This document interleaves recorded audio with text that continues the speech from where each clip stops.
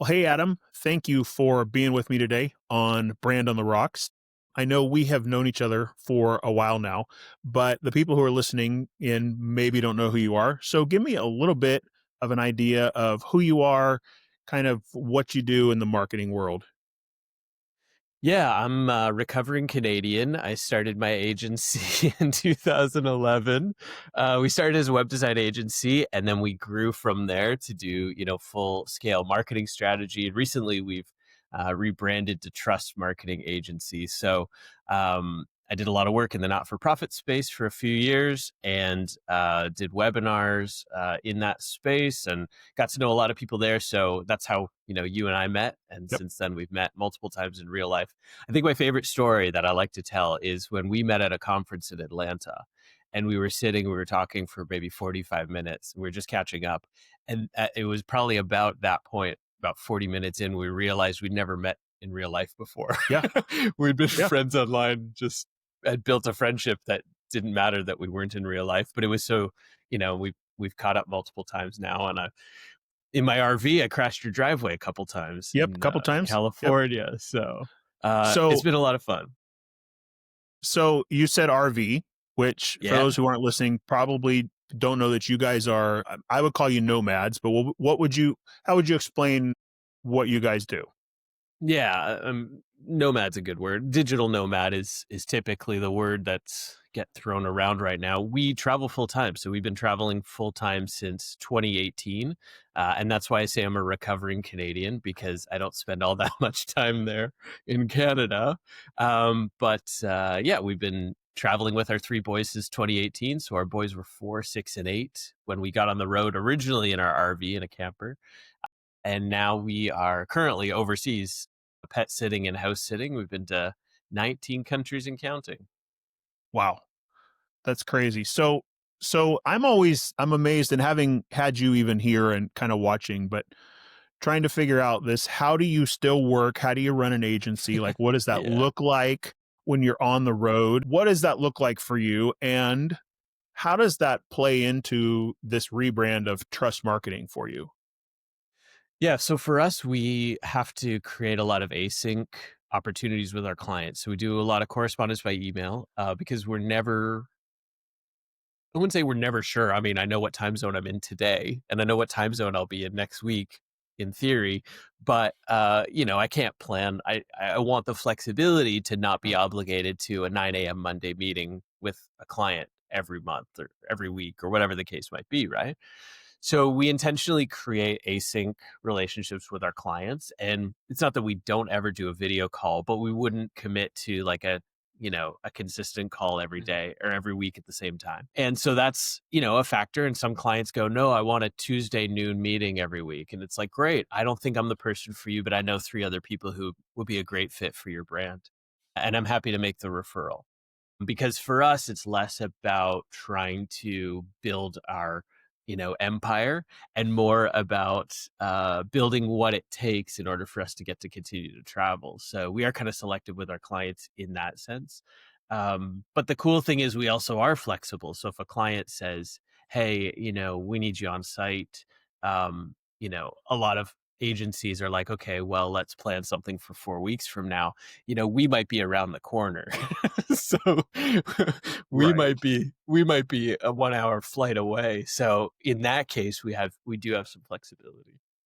That's really cool. So I know one of the things that you and I, even this last week, were kicking around on social was the idea of elevator pitches, and specifically that people aren't always great at them. And one of my core ideas that I keep coming back to is that we've got to be in the business of building trust. And Yeah. I think it's really cool that you're going with trust marketing, because that I think there's some alignment there. But so I'm curious, as you think about really the job that an elevator pitch has to do, Hmm. you're doing them often because you're traveling. So what Right. are you finding needs to be a part of them? Like, what's working for you? Yeah. Well, I mean, let's start with what's not working. Okay. Because, like, with digital nomads, which again, we work from the road while we're traveling, right? And so with RVers, like full time RVers, a lot of people are working from the road. And so you sit around a campfire with 4 or 5 families and you ask like, "So, what do you do for work?" And basically you're hearing these elevator pitches. And I heard, you know, Yeah. in the last year I was on the road, I probably heard 2,000 elevator pitches, right? Because you sit around a campfire with 4 or 5 other people and they each tell you what they do and they try and be succinct enough not to be boring, right? Mm-hmm. In theory, that's the preference at least. And then like somebody else walks over to the fire and somebody goes, "Oh yeah, Dave, come on, grab a seat." And now you're introducing yourself again to that person and he's saying, "Hey, so, it's nice to meet you. What do you do for work?" And then all of a sudden you're right back into that elevator pitch. And so what doesn't work is you have 30 seconds or 60 seconds and you try and blurt out a Mm. Cheesecake Factory menu of all the things you do and all the things you Yes. offer. And then at the end of 60 seconds, you flip the page and you just keep rambling. And then you finish that off with like, "So yeah, that's what I do." And it's like, okay, have you never explained this before in your life? Like you don't even have a segue, so for me, that's the problem, right? And Yeah. and for some people, they might hear this and be like, "Okay, well, Adam's just an irritant," and maybe that's the case, right? Adam just gets irritated really easily. Not entirely untrue. But there are some opportunities that you have when somebody says, "Tell me about your business. What do Yeah. you do?" They're giving you permission and Mm. their attention for 60 seconds. Let's figure out a way to make that count. And this is beyond also, you're going to go to plenty of conferences or you're going to meet clients or going to get introduced to somebody. So I really think this is an underrated skill is to Mm. be able to communicate in 60 seconds. And the thing that I think is the goal of an elevator pitch after, a lot of consideration and hearing plenty of them. The goal of an elevator pitch is not for me to blurt out everything I do for business and try and convince you to be a client. The goal of an elevator pitch is to create enough curiosity that the listener asks for more information because now I've got permission to dig into the details further, right? And so that we could talk about, okay, well, if you give 30 seconds and somebody asks for more details, well, Mm-hmm. maybe now you have an opportunity to talk for 2 minutes, but you want to plant the bait. So they ask for more details. And now you have an opportunity to talk for 5 minutes, Mm. right? And so for me, the goal of an elevator pitch is not to blurt everything you do. The goal of an elevator pitch is to get the listener to ask for more information. And when we create an elevator pitch with that in mind, Yeah. now it completely changes how we structure that 30 seconds or 60 seconds. Okay, then. So I think of elevator pitches as micro stories.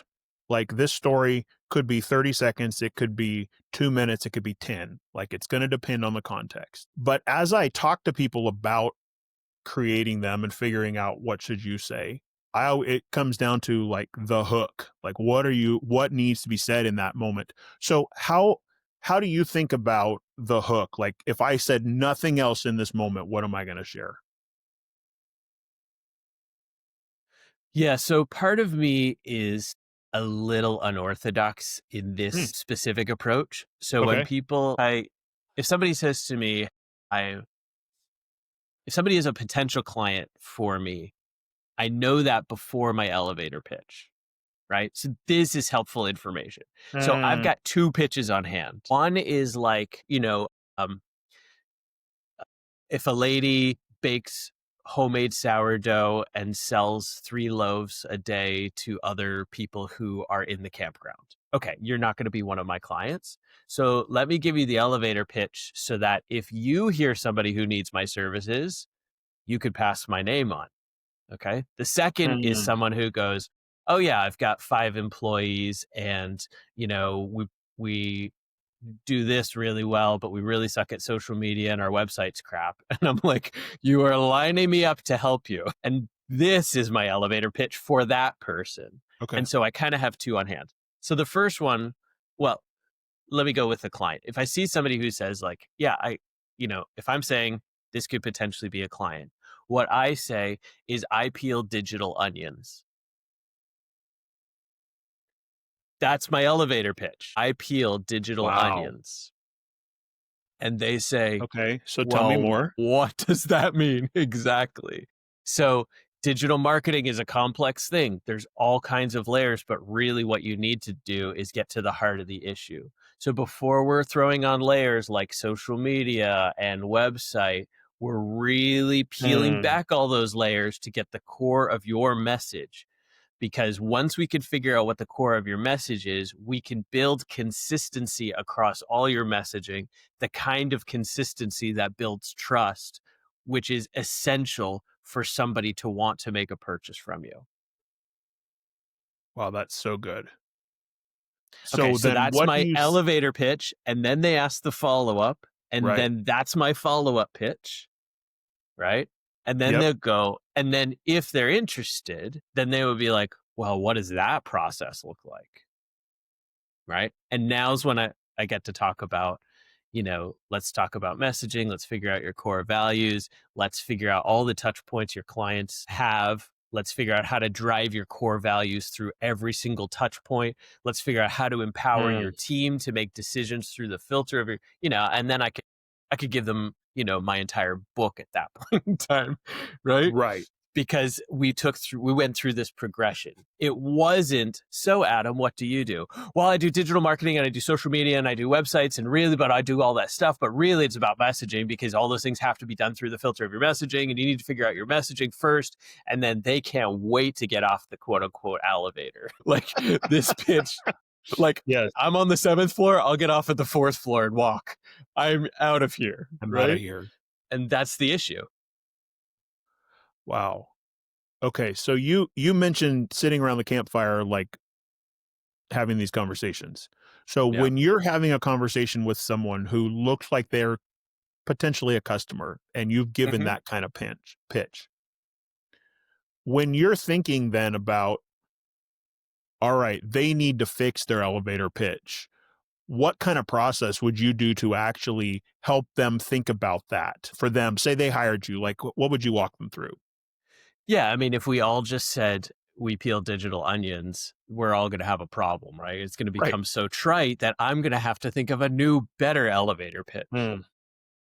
So we can't all say that. So nobody steal that, please. But I think there is a way to create, you know, maybe this is the time where creating something cute actually beats creating something clever. Creating something clever actually beats Mm. creating something clear, in the sense that clarity often sounds like, and I know you would help a client really get clear, but clarity sometimes comes with the guise of descriptions and details and like blah blah blah blah Mm. blah blah blah blah blah blah blah blah blah blah blah blah blah.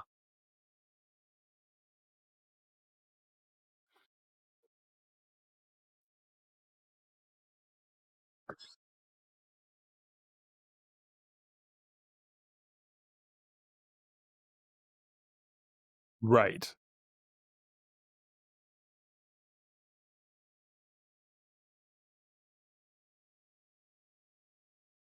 Like I Mm. peel digital onions might be the cuteness or the cleverness that trumps clarity, because you're going to turn around and have somebody ask for more information, right? So Mm. it's not really your elevator pitch in the sense that it's a tease to get somebody to ask you for your elevator pitch. That's probably a better way to think of it. Right, but in some ways, if the goal is to build trust with people, that means it's got to be a two-way street. Means it Yeah. can't just be me verbally exploding on someone. There's got to be Right. conversation, and I think you're right in terms of that being a really nice way to invite a conversation, because even if the person's not your potential customer, it's at least an interesting conversation, and it's Right. I don't, as a listener, tune out immediately. Like I'm drawn to say, okay, I need to know more, whether I'm interested in the product or service or not. So it immediately Right. goes, hey, this is going to be about a story. I'm emotionally invested now because I want to know, I need an answer. Like, where is he going with this? Right. And so I think in some ways you're right. It's not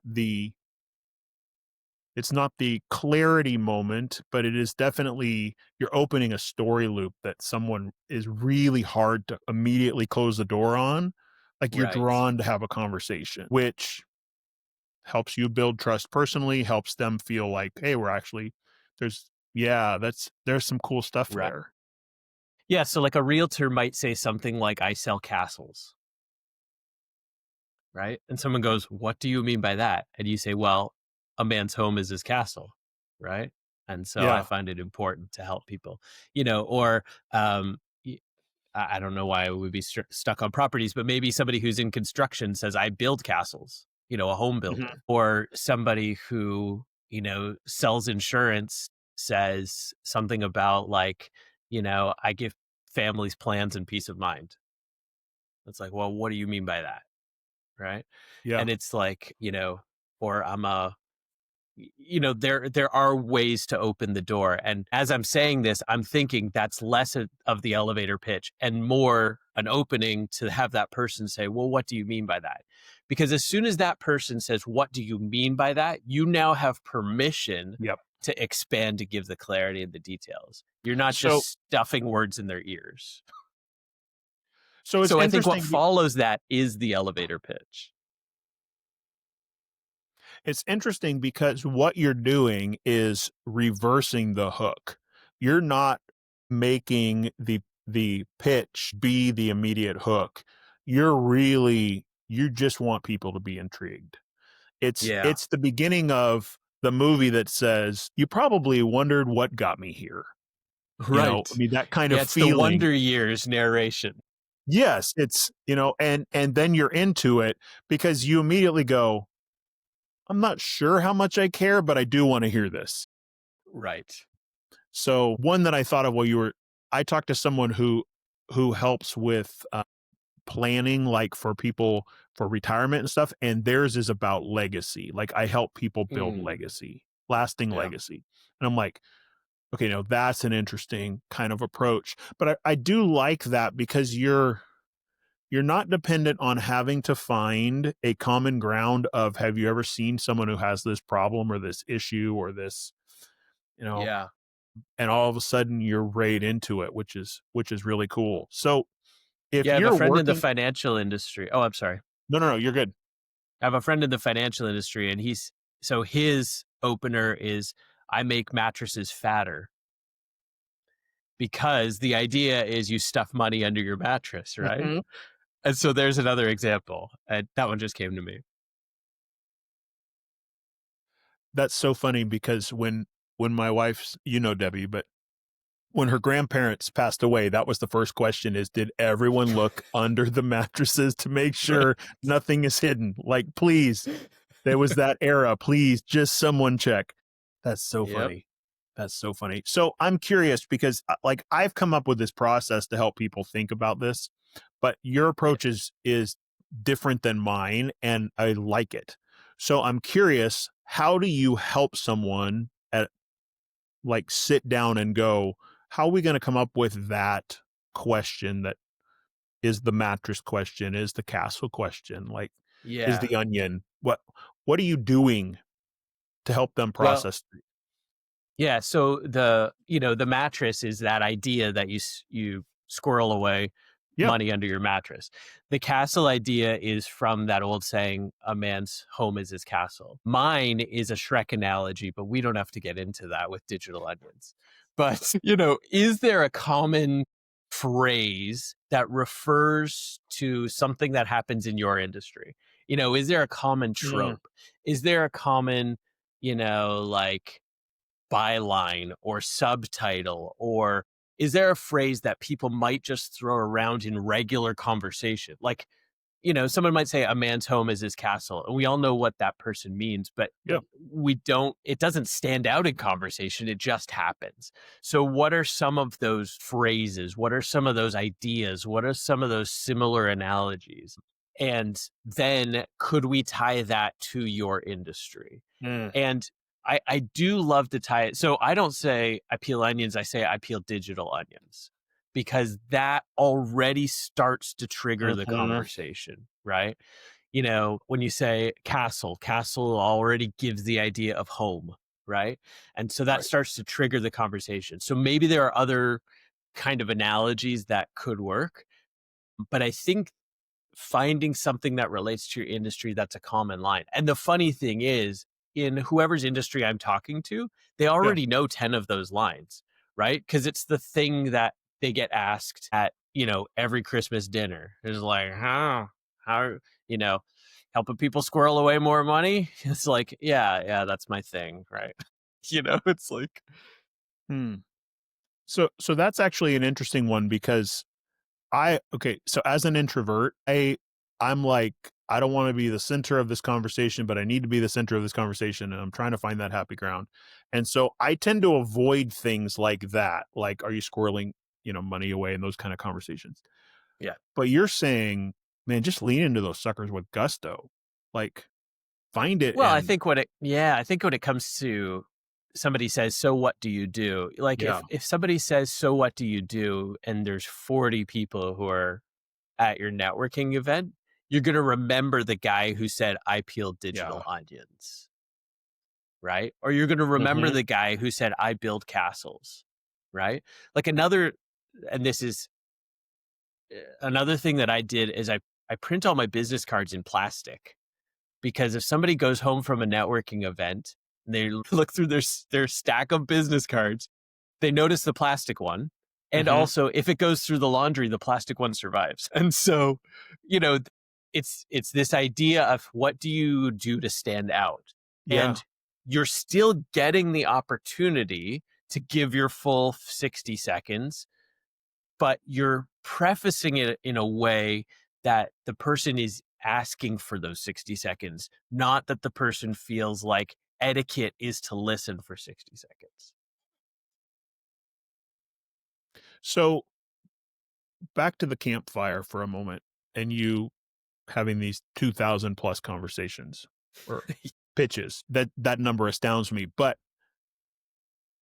it's curious to me because as you see people and you're having this conversation with yours and they're sharing theirs, and did you ever have a moment where the person you're talking to, you recognize they realized theirs didn't work?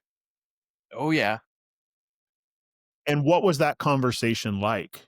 Well, the challenge is that you know, to say to somebody your elevator pitch sucks, which, you know, out of love, you need to say that.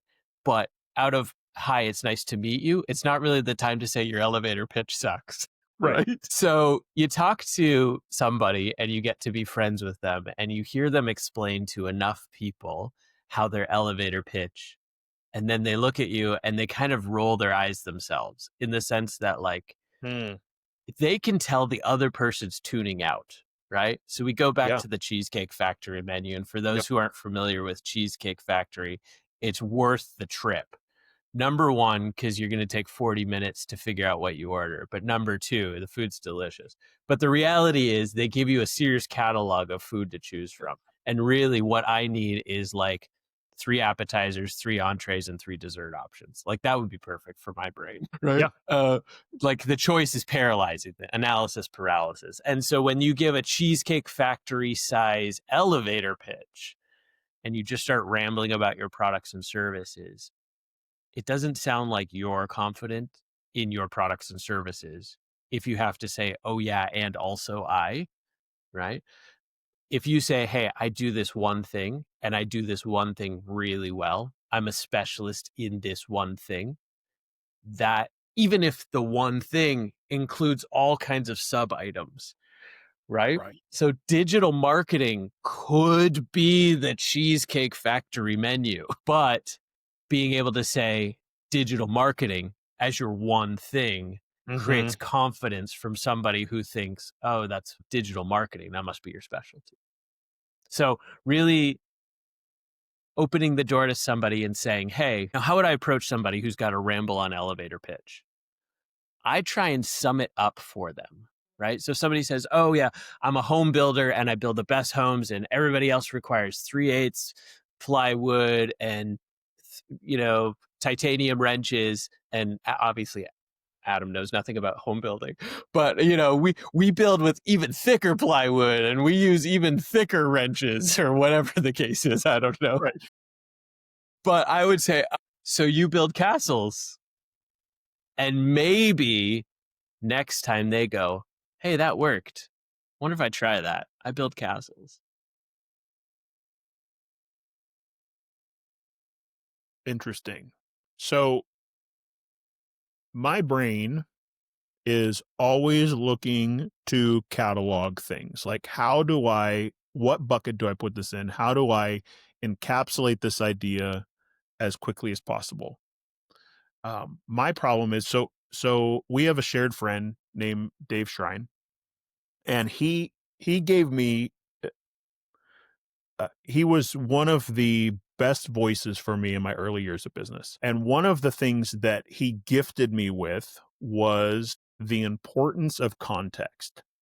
Like, Mm, make sure if you're going to ask someone for something that they have enough information to make an informed decision. And that idea has rattled around in my head for probably 8 to 10 years, because when I'm talking to someone, I'm always thinking, how much context is enough? How much is too much? And for him, I used to call and say, Dave, I need some input on something. And he'd go, dude, you got to tell I need more than the question. You got to give me enough information here. And I feel like sometimes I approach conversations, or I see other business leaders approach conversations where they just jump in as if the person they're talking to has been part of the conversation in their head already. And yeah. it's like you're just plowing down the road. That little reminder of what context is needed and reading the room, so to speak, of, is this a Right. moment where I can lead with, peeling the digital onion, or I need to give them a little more. Yeah. You mentioned, are you listening to, do you have an idea of who they are already, so you even know what pitch to give? Because I think Right. I mean, there's times I walk in rooms and I'm like, I assess the room and I go, there is no one here I want to meet. Right. Or I should say this way, because that sounds as bad as I think it does. There is no one here who I feel like is going to be the business contact I'm looking for at this moment. It's Yeah. not that, as a person they aren't, but so I very quickly go, oh, I'm just going to tell them I do marketing. Like, I'm Yep. not trying to open a loop. I'm not trying to, Yep. and I think that's a skill, though, to be Yeah. able to figure out, how do I assess in this moment, which version do I give to people? Yeah. And some of it's listening well, some of it's walking in the room and looking at other people and other conversations and going, what else is happening here? How are other people engaging and connecting? Is this the moment I dive into this thing, or do I, Right. you know, Right. but I think for me, it's that it comes down to a context issue a lot of the time. Yeah. And for me, the context issue gets solved by asking a question. So a question that leads to the pain point that I Mhm. could solve. So Right. I might say, so somebody says, well, what is digital marketing? It's like, okay, well, that's when I know I didn't set you up with enough context, right? Right. Like, you don't even know what digital marketing is, which in my brain, oddly enough, I assume everybody must know. It's 2025. And in Mhm. reality, that's a stupid assumption. so, so I might say, have you ever tried to use social media to get new clients for your business? And they go, yeah. It's like, okay, I help people build a strategy to get new clients for their business using digital tools like social media, like a website, like email. And so that's, I think, often when you ask a question that opens up, like, have you ever walked into a brand new home and saw that there was paint peeling? Or have you ever walked into a brand new home and noticed the light fixture was hanging from the ceiling? Or saw wires hanging from the house, whatever the case might be. Okay, we create quality homes that does not happen with, right? Okay, so now you're a Mhm. home builder, so now you create some context. So what separates you from the other home builders? Or we have you ever walked into a home and, they go, oh yeah, the light switch doesn't work. Well, if they'd built with us and it was within 5 years of their build, we come and fix that for free. Right. So I like the have you ever, or Mm-hmm. do you know when it happens, or have you ever experienced, or know that thing where, that thing where you open the fridge and it smells like, dead rat. I don't know, whatever the thing is that you do. Yeah. The have you ever, or do you know that, or can we find a common ground that is the problem I'm trying to solve? I think that opens a lot of context. So you're leading with great questions with the assumption that a great question is going to be responded to with a good question back. Well, so my have you ever questions always lead to a yes. And then the answer to that, because if I say, hey, have you ever tried to use social media to get new clients for your business? And they go, no. And I go, well, it's nice to meet you. My name's Adam. Walk away because you are not my clients, right? Like, you have no context for using social media to grow your business, right? And for me to open the door to the Mm. importance of social media is like a world, like I need clients who say, I know I need social media, I just don't know how to do it right. Okay, well, I can help you do it in a way that builds trust. And we know that trust is essential to make a purchase because we don't buy from anybody we don't trust.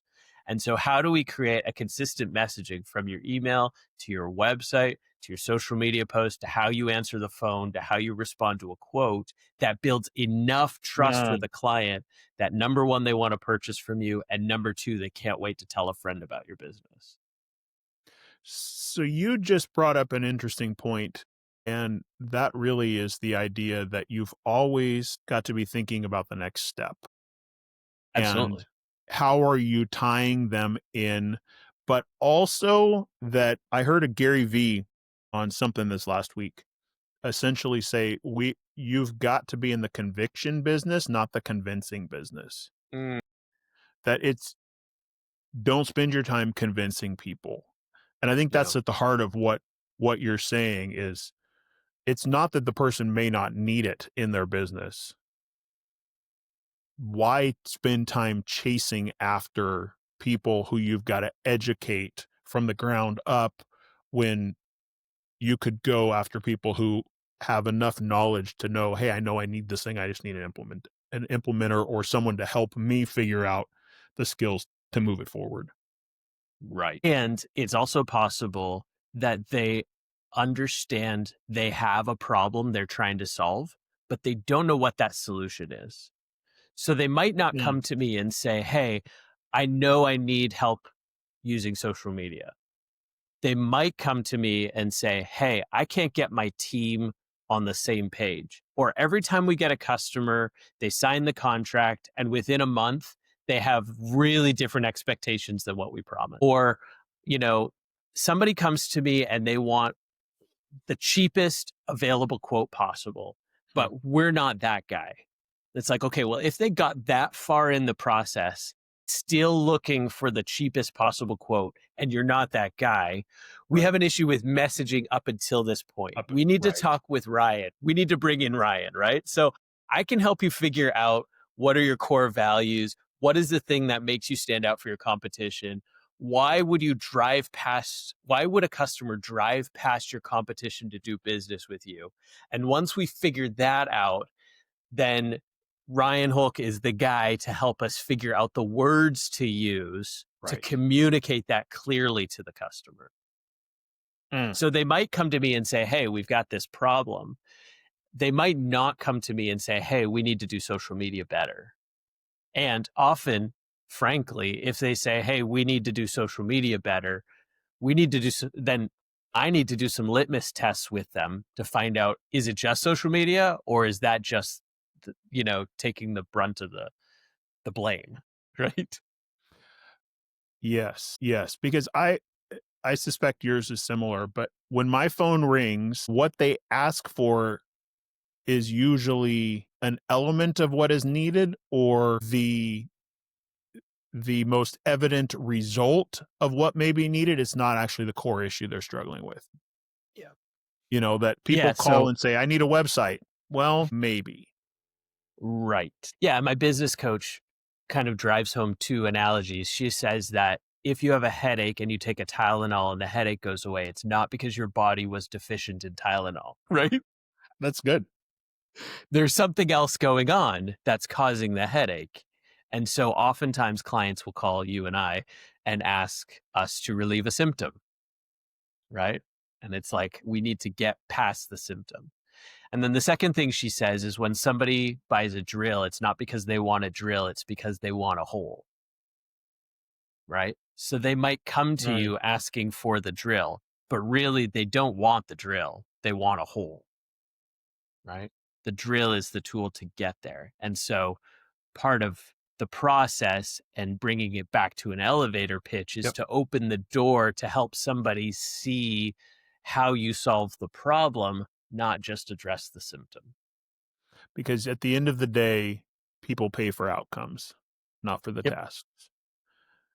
And you got to make sure you open the door in a way that makes them see this person knows both sides of this and can help me move forward. Yes. And I don't know very many clients.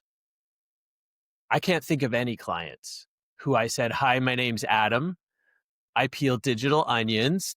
They took the bait. They asked the follow up question. I give them my 3-minute follow up about how we peel off layers and get to the heart of the issue. And really, it's about messaging typically. And then they go, "Great. I would like to sign up for a 10K a month retainer. When can we start?" That is now the beginning of the conversation. It's the follow up email. It's, "Hey, let's talk more in detail." In the sense of the elevator pitch, they're getting off at their floor in the hotel and you're going up another couple floors, right? So you need to, again, end that piece with the idea that there's more to come and Mm-hmm. leave them with they're going to go do homework. They're going to go talk to the right person. They're going to go grab a Zoom call availability, or they're going to, leave you their business card so you can follow up with them by email or send a text message, whatever the case is, right? You're not leaving them with a dead end. You're leaving them with the open opportunity to follow up for more. I like that because you essentially in that you're bookending things with I opened with a hook that got them engaged and I'm closing the conversation, but I'm really opening the door for the next one. Yep. It's the see you later, not goodbye. Yes, yes. So good. Well, Adam, I thank you for having this conversation today. And I actually thank you for the insights because this is not where I thought this conversation was going. It just in terms of you're taking a very creative angle that takes another piece of story that I've not thought about in this context. And I love it. So thank you. You have shared a couple things that I think would be super valuable for people to be able to latch onto and maybe contact you about. So how can people reach out to you? Best option is trustmarketingagency.com or track me down on LinkedIn or Instagram. Those are the two channels that I'm personally most active on. Instagram, if you want to see guys breaking their ankle on skateboards, and LinkedIn, if you actually want to hear my business insights. So those are the options. Awesome. All right, Adam, thank you so much. I appreciate it. You ever feel like you're standing alone in business with big ideas, great dreams, but you're unsure if anyone truly understands your vision and your message? Join me at the Thing Orlando this November 14, 15, and 16, where entrepreneurs are coming to find community, clarity, and strategies to help them scale. Use code I'm with Ryan for an exclusive discount, and let's turn your ideas into action. Are you struggling to turn your ideas into results and feeling isolated in the process? Alone in business and uncertain what should be happening next? Then the Thing Orlando is for you. This event is where entrepreneurs come together to connect, to gain clarity about their next steps, and to elevate their business game. I'll be speaking there again this year, and you can join with a special discount using I'm with Ryan at registration. The Thing Orlando, November 14 through 16. Find out more at thethingorlando.com. Are you tired of feeling stuck and uncertain about your next business move? The Thing Orlando is the perfect place to break through those barriers, find a community of supportive entrepreneurs, and get actionable insights to grow. I'll be there again this year sharing what I know, and you can grab your spot with a discount. Use code I'm with Ryan at registration. That's thethingorlando.com, and I'll see you there.